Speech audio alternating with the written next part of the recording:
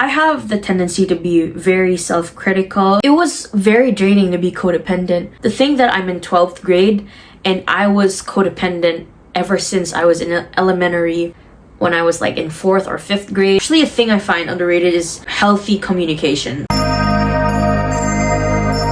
I think this could be a good starting point aside from my vlogs. I jumped in to making a vlog first, and here, this is where the real thing kind of gets started. So if you're wondering, what is this empty mason jar doing beside me, and what is this mug over here doing beside me? This is Milo. This one, we are going to be incorporating this into the video. This is the star of today's video. And we're not going to be working with an empty mason jar. I'm going to be filling this with a bunch of rolled paper, and I'm going to explain that later. Today we are going strong in the pink. I will not only call this like the truth jar, but also the pink truth jar. So I encourage everybody to have a cup of coffee or a warm drink or just anything that they can have beside them that they can munch or drink on, because that is the point. We are going to be just chilling and relaxing, and your guys are going to get to know me. These little guys, you see, I'm gonna be transferring every one of this into this mason jar. So these rolled buddies don't contain a specific question in them, but the pink ones contain an adjective, the blue ones contain a noun. So to refresh people's knowledge, or in case if you just forgot, an adjective is something to describe a noun, like sweet, bitter, mellow, or quiet, or serene. A noun is basically anything that just exists around us, like this mason jar, that's a noun.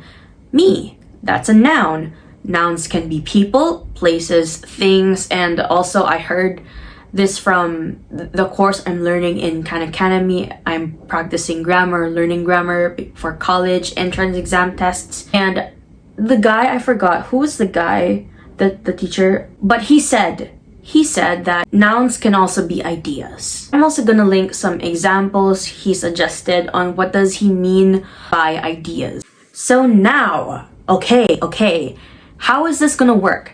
So there's an adjective and then there's a noun here. The pink ones are the adjectives and the blue ones are gonna be the noun. It's up to me how I'm gonna be creative with this. It's up to me how I'm gonna answer this question. Like for example, I get authentic for the adjective, and then for the noun I got friend. Like I can answer it in ways like, who is the most authentic friend I've ever made, or am I an authentic friend, something like that. And I'm not gonna go through all of this, but not all of this is too much. Okay, let's start the Q&A. Take this one from the pink truth jar.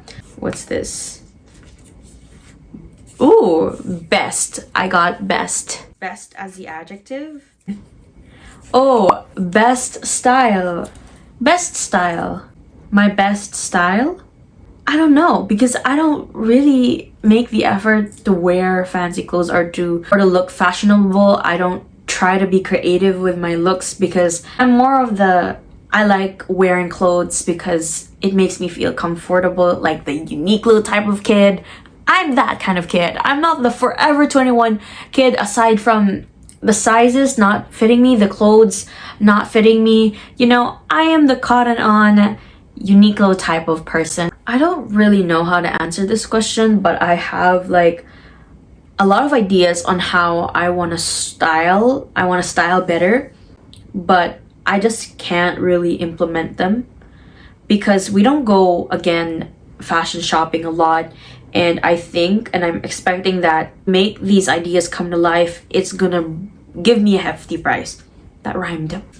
Okay, gonna get this pink one. Okay, I got deepest. I got, what's this? Deepest hack? Deepest hack? This word had a lot of better options, better words it could pair up to, and the best thing that it landed on was hack. Deepest hack.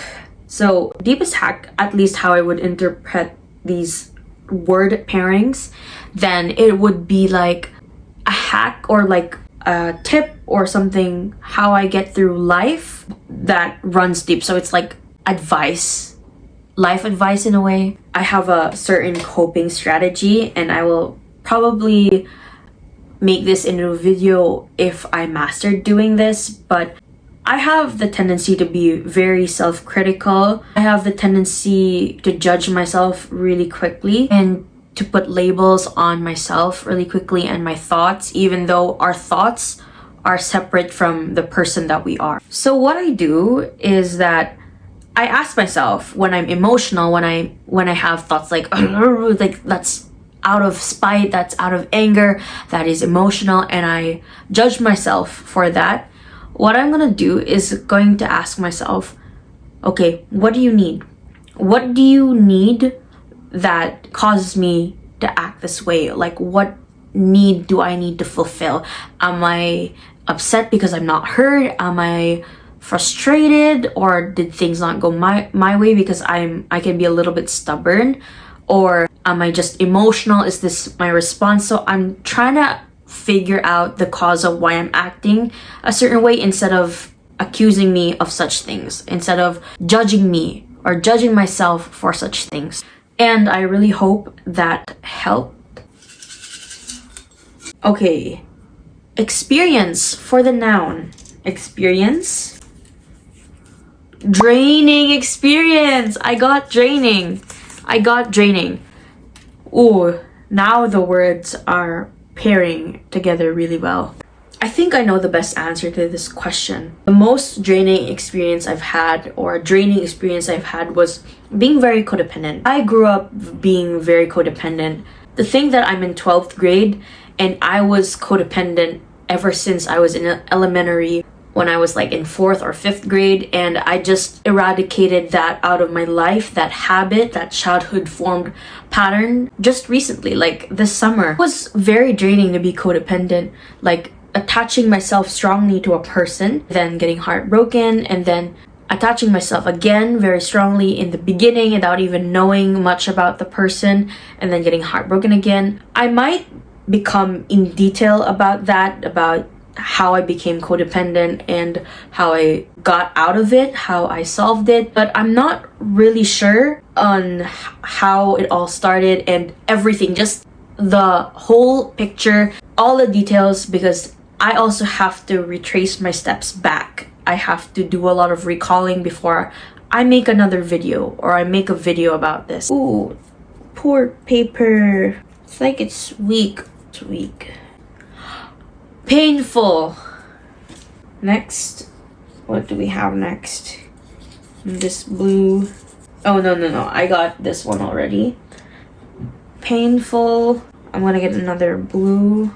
Oh, painful lifestyle. The words are working together for me. Thank you. Because I have immediately something to say regarding those two words. Painful lifestyle. A painful lifestyle I had that I'm currently trying to change before the new academic year starts is being a laissez-faire student. I was that kind of very chill student. I would only review when I felt like I need to, and was minimal effort because I could have decent enough grades, at least in my interpretation of decent, and not really put that much effort. So I took that too far. I took that too much in a negative way, and it's also been affecting my grades. So that is painful lifestyle. That was painful because I also there were times where I had high hopes on a score, or I would do better than not better than I expected, worse than I expected because of that habit. And it was painful to have. I think it's painful at the same time because it took me years and it took me a lot to get knocked over the head in order to change that, in order to take steps to change that. Actually, what triggered me to change that was college approaching next year. College approaching soon. Okay, what's this? This is partner who hurt me. Just kidding. Distant habit. Distant habit. My codependency, it's distant because I left it back in the past. But so it's something new. Being a people pleaser. That's a distant habit. Yep. Before I was a very, I guess, hardcore. I'm not really sure. But I was a people pleaser. Worst. It got worst. Goes up. As if you guys won't know what this word is. Reliever? Worst reliever. Worst reliever. I guess it was like listening to music, pacing around the room back and forth, daydreaming. Next, drawing from the pink truth jar. Or maybe I should just call it truth jar. Truth jar would depend on the thumbnail title, or just the title of this video, on what the final decision is. Unfulfilled but still wanting. Oh my gosh, that resonates so much. So here I have accomplishment/successes, and what is this again? Unfulfilled but wanting. Wait, that's ironic. So I guess I just meshed that up together. So unfulfilled but still wanting an accomplishment or success. Something more. That's what I'm getting. So for me, how I would answer this question would be like more traction for my blog, because it has been struggling to gain that traction that it deserves. I've been struggling to get it out there. And so I still feel unfulfilled on that remark. Like, you know, I'm not looking for more traction because I'm getting bored or something or whatever, but I'm looking for more of that traction because I think this is what any other content creator would feel. It has made me question if my content is even worth it, because we need that traction. It helps us push through. The followers, the hearts, the reactions, the comments, it helps us. It means a lot to us, actually. So to not really get that can be demotivating sometimes. Let's start with a noun. Noun. Miracle. Nerve-wracking miracle. Oh my god. No, I accidentally ripped it off. I'll just make a new one. Nerve-wracking miracle. Nerve-wracking miracle. So I got help from a guidance counselor. Nerve-wracking miracle. I went to this guidance counselor, a professional, because I had a serious problem with my intrusive thoughts. And what she said to me, it really helped me deal with those intrusive thoughts a lot. It was just enlightening. It was just so relieving with her advice, and that to me is a nerve-wracking miracle. So she told me that intrusive thoughts come from what we immerse ourselves in, what we imagine about a lot, what we fantasize about, what we consume, what kind of things what we consume. For example, if you were to watch a lot of romance movies, then your intrusive thoughts would be romantic. Or if you immerse yourself a lot in history, in aliens, in pyramids, in the past, then your intrusive thoughts would be reflective of that. It will show in your intrusive thoughts. And that is just mind-blowing for me. That was just a relief to get that kind of advice. I should have known. This is why I like psychology. It's so awakening to know that this type of stuff, or these attributes, this behavior, it's deeper than it seems. It's deeper than it goes. Like, yeah, it's just so awakening. It's so enlightening, and I love that. It's I'm gonna get this one as the last, these as the last pair. Connection. Okay, I wonder what this is gonna bring me. Connection. Oh, I think I'm stirring. Oh, overrated connection. Bang. I could talk about like what love theme is so overrated, what couple is so overrated. Or I could talk about like a stereotype of kind of connections that people look for. Do I think connections are overrated? Yes. And I'm not talking about just general connections, but romantic connection. I think that romance and being in a relationship, looking for love is very overrated these days. I think being single, not to disclose if I'm single or not, but yeah, I think singularity and being alone is just really, really underrated. I think it needs more praise, and I think a lot more people need to acknowledge that being single, being alone is also fun. It can also be fun because I think a lot of people look for happiness. I think a lot of people want to be in a relationship, but that doesn't necessarily mean you'll be happy. It doesn't mean that you're in a relationship. It doesn't mean you'll be happy.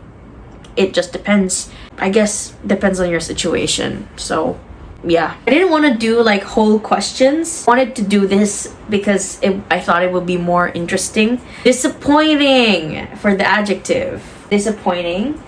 Oh, disappointing gestures. Wow, that's so cool. You know how people play, some people, I'm sorry, I keep forgetting my some and most, because yeah, not everyone is like this, but some people like to play mind games, and I'm talking about in relationships. Some people like the chase and pull type of game, the mind reading type of game, just any kind of game that some people do to confuse their partner, or they try to confuse you.